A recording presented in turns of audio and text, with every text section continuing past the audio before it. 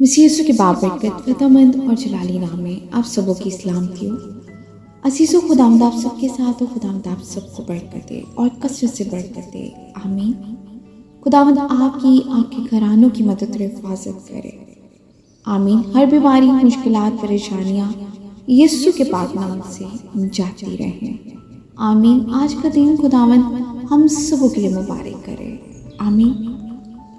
अजीजों, आए आज सुबह हम कलाम मुक़द्दस में से पढ़ेंगे यूहन्ना का पहला आम खत, उसका 2 बाब।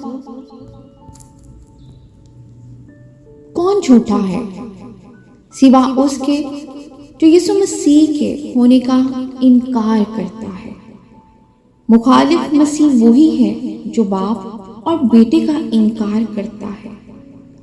जो कोई बेटे का इनकार करता है उसके पास बाप भी नहीं।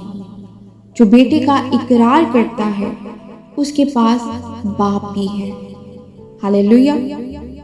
जो तुमने शुरू से सुना है वही तुम में कायम रहे। जो तुमने शुरू से सुना है अगर वो तुम में कायम रहे तो तुम भी बेटे और बाप में कायम रहोगे। और जिसका उसने हमसे वादा किया वो हमेशा की जिंदगी है। आमीन। खुदाम के जिंदा पाक कलाम के पढ़े और सुने जाने में उसकी बरकत हो। खुदावंद का शुक्र हो।